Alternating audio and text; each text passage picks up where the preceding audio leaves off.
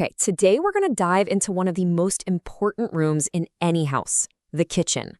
We're talking about how to make it a more accessible, safe, and honestly just a more enjoyable space for anyone with low vision. But first, let me ask you something. Just think about it for a second. If you couldn't really rely on your eyes, how would you tell cinnamon from cumin? Or, salt from sugar? This one little challenge, it gets right to the heart of everything we're going to tackle today. You see, for millions of people, a space that should feel super familiar, like their own kitchen, can actually be filled with all these hidden obstacles. A simple task, something that should feel joyful, like cooking a meal, can suddenly become really frustrating and even a little unsafe, all because you can't easily identify the things right in front of you. And this really points to a huge insight. A lot of the time, the biggest barrier isn't the actual cooking itself. Nope, it's the step that comes right before it. Just being able to identify things, being able to confidently grab the right spice or the correct can from the pantry. That's the real foundation of independence in the kitchen. So how do we get over that hurdle? Well, it all starts with creating clarity, but without making a cluttered mess. We're talking about labels and markers that you can not only see, but also feel. Things that make identification totally instant and intuitive. Now, the rules for visual clarity are actually pretty simple, but they are incredibly powerful. I mean, look at this. Things like low contrast colors, super fancy fonts, tiny text. They just create confusion. But the gold standard? It's the complete opposite. You want high contrast, like black on white, a big, bold font, no frills. For someone with low vision, the difference between these two is literally night and day. And making a great label is super easy. Just remember these 3 steps. First, you've got to maximize that contrast. Second, go big and bold with the font. And third, and this is so key, add a tactile cue. A simple raised dot, maybe a little piece of textured tape. It provides that confirmation through touch, and that is an absolute game changer. But the best solutions often go beyond vision entirely and just design for touch. Think about it. You could wrap a thick rubber band around the paprika, but not the cayenne. Or put a dot of puffy paint on the decaf coffee can.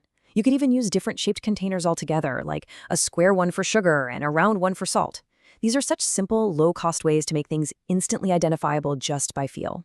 Now, those tactile solutions are fantastic, for sure, but we can also bring in a really powerful ally, technology. There are smart tools out there that can give you instant, audible identification for pretty much anything in your pantry. The official term for these is accessible identification systems. I know it sounds really complex, but the idea couldn't be simpler. They're just digital tools that use something like a camera or a tag to speak the name of an object right out loud to you. And you know what the best part is? The most powerful tool for this is probably already in your pocket. Your smartphone can run apps that read barcodes on packages so you know for sure you grab the chunky peanut butter and not the smooth. You can even use systems to record your own voice on little tags. Or get this, there are apps that connect you to a live, sighted volunteer in real time who can just read a label for you. How cool is that? Okay, so being able to identify individual items, that's half the battle. The other half is knowing exactly where to find them in the first place. And this is where organization becomes absolutely key to creating a kitchen that's not just efficient, but way, way safer. For someone who's relying on memory and touch, that old saying, a place for everything and everything in its place, it gets a total upgrade. It stops being about just being tidy. It becomes a fundamental safety strategy. Knowing that the sharp knives are always in that block on the left and the spices are always to the right of the stove, that builds confidence and helps prevent accidents. And there are so many quick wins you can do here. Add a bright light right over your main countertop, huge difference. Use a white cutting board for carrots and a dark one for onions. That's just using contrast to your advantage. Grouping all your canned soups in one area and your baking supplies in another, it creates this mental map of the kitchen. So simple, but so effective. It's transformative. So when we start to bring all of these different ideas together, you start to see this shift in thinking. We're moving beyond just simple tips and tricks, and we're looking at a much bigger picture, the journey from just adapting to a space to true inclusion within it. Because really, everything we've talked about today, the high contrast labels, the tactile markers, the smart organization, these aren't just clever life hacks. They are powerful tools. They're tools that enable independence, they ensure safety, and maybe most importantly, they help restore the simple joy of just creating something wonderful in your own kitchen.